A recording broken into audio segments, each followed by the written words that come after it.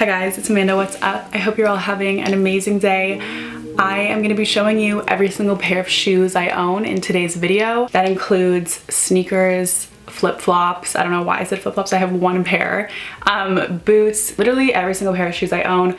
I'm going to be showing to you right now. So I'm not really going to say much. Obviously, if you enjoy this video, make sure to give it a thumbs up and subscribe if you're not already. I do tons of collection videos apparently and lots of Y2K content, thrifting.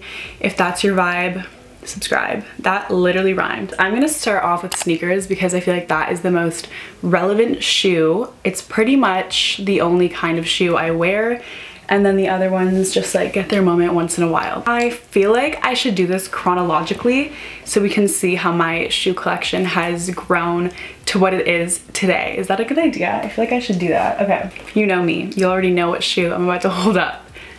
An Air Force One. This is my third pair of Air Forces. I got my first pair when I was like 13, and I remember they were not a thing yet. I wore them on like the first day of 8th grade and people were calling them nurse shoes, or maybe it was 9th grade. And everyone was just like, what the fuck are those? But I was always so drawn to the silhouette of them because at the time, and I mean still compared to quite a few shoes, they're chunkier, the all white. They were completely just like a new shoe I had never really seen before at that time. So needless to say, I've purchased quite a few pairs. Over the years, the quality has just gotten so much worse, and the back of the heel has just like, it rips so easily now. They're just, if you've worn Air Forces since like before they were the most popular shoe ever, you can relate in that the quality has changed so much. They used to feel like a boot. They were so thick and just so supportive, and now they're really thin. And nonetheless, I still wear these a ton, and they're such a good classic. If you've never had the experience of wearing a brand new fresh Air Force One, you really need to make that happen for yourself. Okay, so Air Force One, first shoe, still relevant, still obsessed, definitely in line with my style. Next shoe is my Jordan 4 Motorsports. These are my first pair of Jordans. I got these off of StockX. I paid such a good price for these shoes. I want to say they were like $99 US, and then with the conversion to Canadian and shipping and duties, I paid like $250, which is like a lot more than the original $99, but for this pair of shoes, that's very cheap. I definitely haven't like taken extreme care of these. They're pretty creased and they're not the most clean shoe. I do always keep the, what the fuck do you call this? Like the insert in, just because I don't want this to completely like deflate and like accentuate the creases even more. An amazing shoe. Jordan 4s are my absolute probably favorite shoe ever. Everything about them, the silhouette, the height, the chunkiness, the details, like I'm just so drawn to this shoe. I love all of the colorways. I would love to get some more pairs. If you don't have, like at the end of every shoe, I'm gonna like convince you to get it. But no, just having a shoe with some color in it is definitely a challenge to style. And then once you get the hang of it, it just like levels up any outfit. So you can literally wear like the most basic black low-waisted trousers and a white tee, and this does all the work for you. We do have another goddamn pair of Jordans here. These are the Jordan 4 Breads. These are in absolutely perfect condition because I learned from that pair that I need to really step up. The only thing about Jordan 4s that's inevitable is they get so pilly on the back from your socks. It makes them look way more like worn in and aged, but they're really not. The thing about StockX is it's not even the cost of the shoe, it's the duties. And I feel like I've seen them send out emails saying that they've changed the way, or like they're more transparent about the duties, because if I paid like $300 for these, the duties were easily $90. So it's basically the duties cost that really make it hard to like justify buying shoes. They're such a sexy shoe, and I don't have many black sneakers, so these definitely were like an easy thing to justify buying, you know, add some variety to my collection. Talked about these for way too long, but I do want to say I'm on the hunt. I'm not currently on the hunt, but I do see myself getting a pair of 11s in the near future because Jordan 4s and 11s are my favorite. Those are probably the only Jordans I'd wear. I'm not really about the ones at all, so it depends. I'm not gonna say at all, but I like way prefer this and even an 11. This kind of started chronologically, but now we're just going in order of favorites. So you guys know.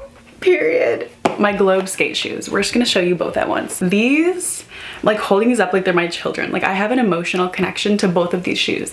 So this pair, first of all, the colorway is called Blue Heaven, which is like enough to make me just like stop, drop, roll, and purchase. I just like browsed on eBay a couple times, and honestly they are pretty expensive, like $200 to $300 for a pair. And then I don't know what possessed me to put globe skate shoe into Amazon, but I did, and I found them, and I've talked about these so many times on my channel, so I don't want to like, you know, go off, but basically I'll put the link below if you guys are interested. I love these shoes for the same reason I love Air Forces, because of the chunkiness of them, the silhouette. You'll see from all my shoes, like I don't have any skinny shoes. Like I'm really about the chunky silhouette. I like long pants, and I like them to stack on top, and I also need that like platform so that my long pants don't drape on the ground. Everything about this shoe I'm obsessed with, the color, everything. And also both of these shoes come with matching laces, so I have pink laces for these ones. I haven't worn them outside yet, but I featured them in many videos. I would have worn them if it wasn't for COVID, but I literally don't go anywhere, so they'll be my like studio shoes. They're just super clean. Next sneaker, these Nike Shox I got off of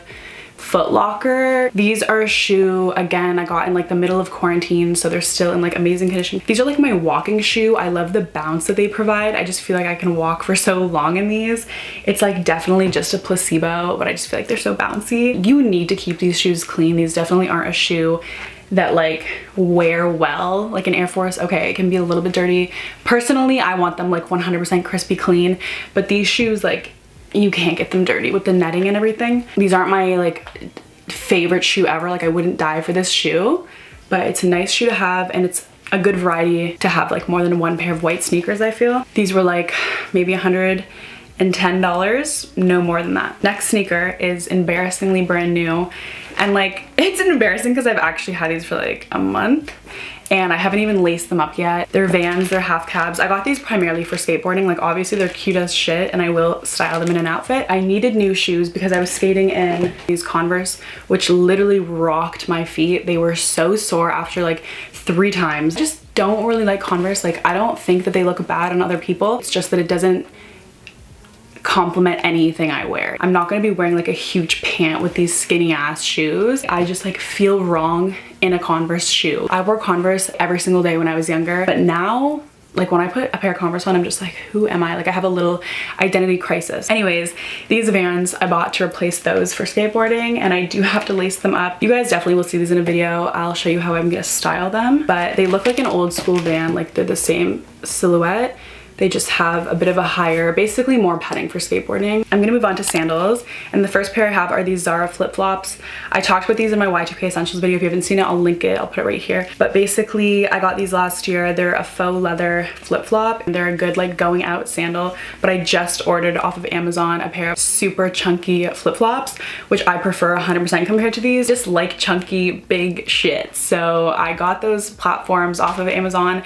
They were like 30 bucks. I'll insert a photo and I'll also link them below if you're interested. They look like the soda flip-flops. If you've seen those, they're just like, again, platform flip-flops. I'm absolutely obsessed with this shoe. I thrifted these last summer. They're by the brand Bata, and I actually keep meaning to look this up online just to see if they have any other cute shoes. Unfortunately, when I wore these, I walked so far in them and they kind of got ruined. So if anybody knows like what I should do, I kind of have an idea that I'm just gonna do Gorilla Glue and seal this down. This cork originally covered the whole shoe, but after I wore them, it started to peel up, and it's just because they're vintage shoes, so the glue disintegrates and they just lift. But obviously it's like super, could just take this off. It's just not comfortable because it's very textured and it's not smooth at all. But the style of this shoe makes me literally like not know how to act. I love everything about it. The square toe. These are basically a Bratz heel. I love that the cork is fake. It's like a soft plastic. This straw crossing over detail, the ankle strap, the height, the platform, they're so comfortable. I absolutely love this shoe. It was like $14 from Value Village. I'm constantly looking for a shoe similar to this because they're like kind of fucked, but they're so cute, and I will definitely continue to wear these until they literally disintegrate under me. Another really, really cute pair of shoes I thrifted are these gold kitten heels. These are from Holt Renfrew, Miss Holt Renfrew, so like a younger girls line, and yeah, they're real leather, like they're nice shoes. I wore these to my birthday when I turned 19 with like a faux fur coat. It was like a full moment. Really simple, really comfortable. They're lifting so much. Like when you buy vintage shoes, you have to be so aware that you're probably gonna have to put money into them. The shoes I'm gonna show you in a minute, I literally spent like $100 stretching them, getting them resold after, you know, buying them. This shoe, okay, I feature these all the time. Like you guys have obviously seen these. They're a black slide, so classic, just like very simple. By the brand Request, not that it matters because these are such bad quality. I was styling outfits at the beginning of quarantine last year, and I remember I bent down and then the band completely came out, and I was actually devastated because this shoe is perfect. Like it's exactly what I would want in a shoe.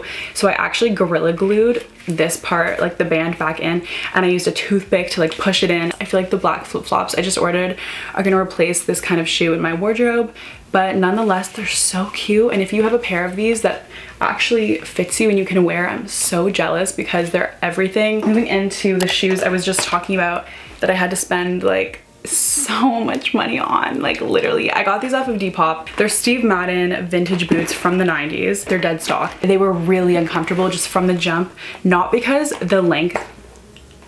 Oh my god. If you can see, like it's completely lifted here. So I guess I can just take them back to him and be like, I haven't even worn them yet. And they've already started lifting because the guy was so nice. I paid $150 for them, and then to get them glued and resold and whatever, I paid like $75 to $100. Almost don't even recommend buying boots like this vintage because you just have to spend so much money on fixing them, which sucks because like this boot is so perfect. It looks like a Bratz boot. Obviously got the moon boots. These are definitely like a favorite in my whole wardrobe. I got these off of Net-a-Porter. They were like $300 with tax, duties, and everything, which is kind of crazy because on the Moon Boots website they have boots that are like $100. They're just like $100. And I'm like, okay, where was this when I bought these? But I got these specifically because they're different than like the original ones. They have a black bottom and then a glossy like wraparound logo vibe here. The sizing of moon boots is so fucked. The sizes go up by 3. So this is like a 36 to 39. I feel like the next pair I get, I'll size down. It's really hard to know your size if you don't actually try them on. And even when you do, like you kind of just have to like choose whichever one's more comfortable because honestly, neither of them are comfortable. With all that being said, they're so amazing. I love everything about this boot. Like talk about a chunky boot. Like, are you serious? They're so me. I just look at these and I'm like, wow, I wish I could hang these on the wall and just like have them as decor. I think the next pair I want is a white pair, or the chartreuse green is everything. The pink, the blue, the silver. Period. Last pair of actual boots I have to show you are these from Zara. I got these a while ago, but I do still think they're cute. They're definitely just like a Rick Owens kind of, I don't even want to do him like that. Like they're not a Rick Owens vibe. His are like not even on the same level, but it's just because they're like a sock boot. These are called the Lug boot. I got them 3 years ago. I definitely got like a ton of wear out of these for what I paid. They were like $79. Every single season Zara comes out with a boot like this. Pretty much the only way I would style these is with a skirt, whether it's shorter or longer. It's a good transitional boot for summer into fall. For that, they're great. And then let's not fucking play ourselves right now. We knew that my UGG slippers were getting featured. These have to be the favorite shoe ATM because they're all I wear. If you're questioning whether or not you need a pair of UGG slippers, please question no longer because you really do. They just elevate like any activity I do at home. Having these on my feet, it's just so comfortable and I love them. And I definitely am really embarrassed that I don't have an actual pair of UGG boots to show you because I've honestly been wanting to buy UGGs for the past like 3 to 4 years and I just like could never do it. I don't know why. I'm just like, no, next year. And the thing is I would have loved them even like 4 years ago if I had bought them. Like I would literally be obsessed with them. So I will be getting them this coming fall. 100% you guys will see. But as of right now, I don't have. Anyways, those are all of my shoes. I hope this gave you guys some inspiration. Thank you so much for watching. Don't forget to subscribe. And if there's any other collection videos you guys would want to see, let me know. These are really fun to make. And they also let me like reevaluate what I have, you know? So thanks for watching. I'll see you guys in my next video.